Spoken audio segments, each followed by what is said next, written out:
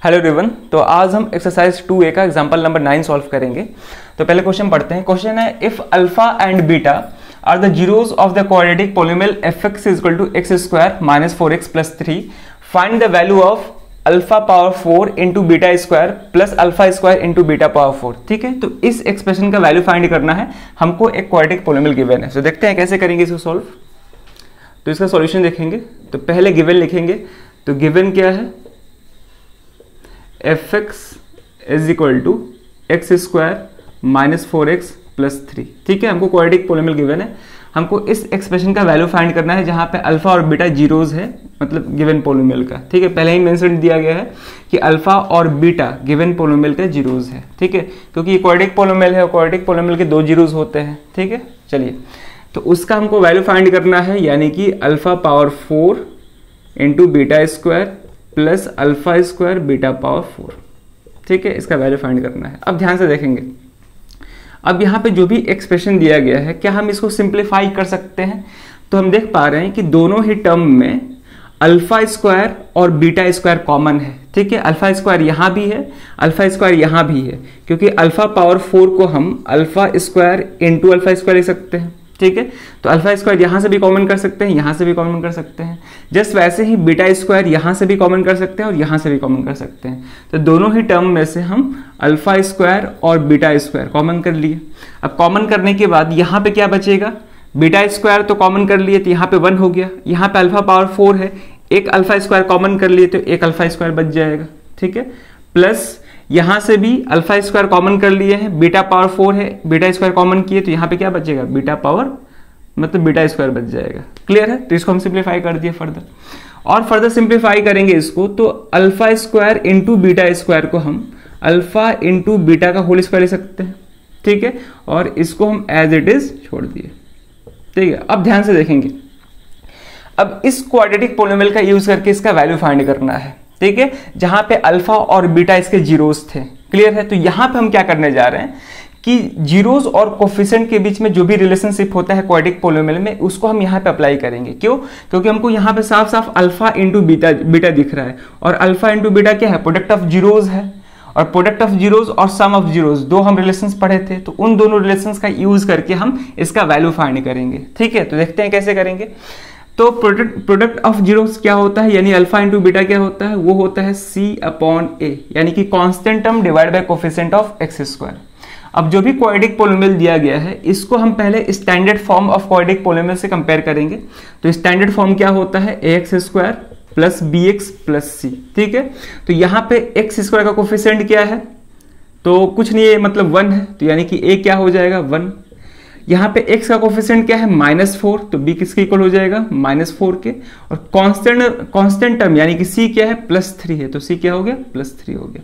ठीक है, प्लस लिखे चाहे नहीं लिखे बात सेम है। क्लियर है, तो यहां से अल्फा इंटू बीटा C/A है, c कितना है 3 और a 1 है, कितना आ गया 3 के इक्वल आ गया। ठीक है, एक और रिलेशनशिप होता है सम ऑफ जीरोस का। सम ऑफ जीरो किसके इक्वल होता है -B/A, यानी कि minus coefficient of x divide by coefficient of x square. ठीक है, तो माइनस b का वैल्यू क्या है -4, तो यहाँ पे -4 हो गया, डिवाइड बाई a क्या है 1 है, तो माइनस इंटू माइनस प्लस हो जाएगा, केवल किसके इक्वल आ गया 4 के इक्वल आ गया। ठीक है, तो ये दो रिलेशनशिप्स हम जानते थे, प्रोडक्ट ऑफ जीरोस का और सम ऑफ जीरोस का। तो इन्हीं दो रिलेशनशिप का यूज करके हम गिवन एक्सप्रेशन का वैल्यू फाइंड करेंगे। ठीक है, तो देखते हैं कैसे करेंगे। तो यहाँ पे हमको अल्फा इंटू बीटा दिख रहा है, लेकिन अल्फा प्लस बीटा नहीं दिख रहा है, alpha square plus beta square दिख रहा है। ठीक है ना, तो alpha square plus beta square को तो डायरेक्ट हम वैल्यू निकाल नहीं सकते हैं, क्योंकि हमको अल्फा और बीटा अलग अलग से नहीं मालूम है। आप चाहो तो इसका जीरोस भी निकाल सकते हैं। ठीक है, जीरोस भी निकाल कर सॉल्व कर सकते हैं, तो सेकंड मेथड हो जाएगा कि हम दोनों जीरोस इसका निकाल लेंगे, उसमें से एक अल्फा हो जाएगा एक बीटा हो जाएगा, उन दोनों जीरोस को हम यहाँ पे डायरेक्ट पुट कर देंगे, वैसे भी सॉल्व कर सकते हैं। ठीक है, हम ऐसे कर रहे हैं। तो अब ध्यान से देखेंगे, अल्फा स्क्वायर और बीटा स्क्वायर का तो वैल्यू दिया नहीं गया है, तो इसको फर्दर कैसे सॉल्व करेंगे।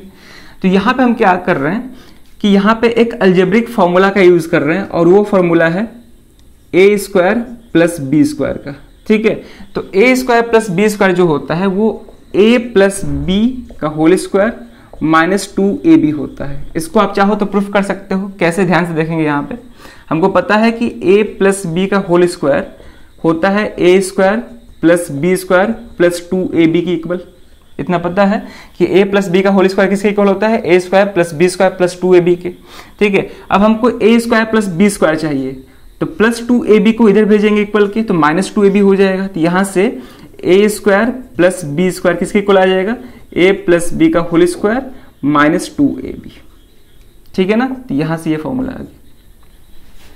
क्लियर है, तो एक ये फॉर्मूला हो गया। एक a माइनस बी का होल स्क्वायर के टर्म में भी फॉर्मूला होता है। ठीक है, लेकिन हमको यहाँ पे a प्लस बी का वैल्यू मालूम है, तो a प्लस बी के टर्म में ही ये फॉर्मूला को लिखे हैं, यानी कि a square plus B square के फॉर्मूला को लिखे हैं। ठीक है, तो यहाँ पे हम क्या करेंगे, अब सिंपली क्या करना है, a और b के जगह पे अल्फा और बीटा सब्स्टिट्यूट कर देना है। तो यहाँ से आ जाएगा अल्फा इंटू बीटा का होल स्क्वायर। ठीक है, alpha square plus beta square ये a square plus B square form का है। ठीक है, तो a square plus B square किसके इक्वल है, a प्लस बी का होल स्क्वायर, यानी कि ये हो जाएगा अल्फा प्लस बीटा का होल स्क्वायर। ठीक है, माइनस 2ab, तो minus 2 into alpha into beta हो जाएगा। ठीक है, तो इसके जगह पर हम ये लिखे हैं। क्लियर है, अब क्या करना है, अल्फा प्लस बीटा और अल्फा इंटू बीटा का वैल्यू सब्स्टिट्यूट कर देना है, क्योंकि यहाँ पर अल्फा प्लस बीटा मिल गया, वहाँ पर अल्फा प्लस बीटा का वैल्यू हमको मालूम है। सब्स्टिट्यूट करेंगे तो अल्फा इंटू बीटा किसके इक्वल है, 3 के, 3 का स्क्वायर हो जाएगा। ठीक है, अल्फा प्लस बीटा किसके इक्वल है, 4 के, तो यहाँ पे हो जाएगा 4 का square minus 2, alpha into beta 3 है। ठीक है, सॉल्व करेंगे तो ये हो जाएगा 9, और यहाँ पे 4 का स्क्वायर 16 माइनस 6 कितना आ गया, 9 इंटू 16 माइनस 6 10 हो जाएगा, आंसर 90 आ गया। ठीक है, तो ऐसे सॉल्व करना था, और इस फॉर्मूला को याद रखेंगे। एक और फॉर्मूला होता है A square plus B square का ए माइनस बी के होल स्क्वायर के टर्म में, और वो फॉर्मूला क्या होता है ध्यान से देखेंगे। ठीक है, यहां पर हम इसको लिख रहे हैं, ए स्क्वायर प्लस बी स्क्वायर का एक और फॉर्मूला होता है, वो होता है ए माइनस बी का होल स्क्वायर प्लस 2ab। ठीक है, इसको भी आप चाहो तो प्रूफ कर सकते हो। यहां से a माइनस बी की होल स्क्वायर को जब एक्सपैंड करेंगे तो ये हो जाएगा a square plus B square minus 2ab। Minus 2ab को इधर भेज देंगे तो क्या हो जाएगा, a square plus B square का फॉर्मूला a माइनस बी के होल स्क्वायर के टर्म में आ जाएगा। और यहाँ पे हम a प्लस बी के होल स्क्वायर के टर्म में लिखे हैं, क्योंकि हमको a प्लस बी का ही वैल्यू मालूम था। ठीक है, तो इस तरह से इस क्वेश्चन को सॉल्व करना था, और इस फॉर्मूला को याद रखेंगे। तो एक तरीका ये था सॉल्व करने का। ठीक है, और दूसरा तरीका ये है कि हम यहाँ पे जो भी क्वाड्रेटिक पोलिनोमियल दिया गया है, इस पोलिनोमियल का हम डायरेक्ट जीरोज निकाल ले by splitting the middle term. ठीक है, तो स्प्लिटिंग द मिडिल टर्म का यूज करके हम इसका जीरोज निकाल लेंगे। उसके बाद क्या हो जाएगा, 2 जीरोज आएगा, तो एक को अल्फा मान लेंगे, एक को बीटा मान लेंगे। ठीक है, और यहाँ पे गिवन एक्सप्रेशन में उसको सब्स्टिट्यूट करके सॉल्व कर देंगे। क्लियर है, जब आप इसको स्प्लिट करेंगे तो ये हो जाएगा एक्स स्क्वायर, मिडिल टर्म को दो पार्ट में स्प्लिट करना होता है, 2 नंबर्स में ब्रेक करने होते हैं, तो ये हो जाएगा minus 3x minus x plus 3a। ठीक है ना, पता है ना कैसे स्प्लिट करते हैं, उसको हम बताए हुए हैं कि मिडिल टर्म को 2 ऐसे पार्ट में स्प्लिट करना होता है कि दोनों पार्ट को ऐड करने पे मिडिल टर्म के इक्वल आए, और मल्टीप्लाई करने पे फर्स्ट टर्म और लास्ट टर्म के इक्वल आए। ठीक है, तो दोनों को ऐड करेंगे तो माइनस 4x आ जाएगा, और जब मल्टीप्लाई करेंगे तो वो 3 के इक्वल हो जाएगा। तो स्प्लिटिंग द मिडिल टर्म से भी सॉल्व करके आप जीरोज निकाल के और अल्फा और बीटा के यहाँ पे सब्स्टिट्यूट करके सॉल्व कर सकते हैं। ठीक है, तो वो खुद से करने का कोशिश करेंगे। तो इस तरह से हम सॉल्व किए हैं, ताकि एक और मेथड आपको मालूम चल जाए। ये तो आसान मेथड है जीरोस निकाल के फाइंड करने वाला। ठीक है ना, तो आप घर पे जरूर ट्राई करेंगे उसको। तो ये भी क्वेश्चन इंपॉर्टेंट था, क्योंकि सीबीएसई बोर्ड 2019 में ये क्वेश्चन पूछ चुका है। ठीक है, तो क्वेश्चंस को प्रैक्टिस करते रहिए। तो इस वीडियो में यही क्वेश्चन रखते हैं, अब मिलते हैं नेक्स्ट वीडियो में नए क्वेश्चन के साथ। Thank you.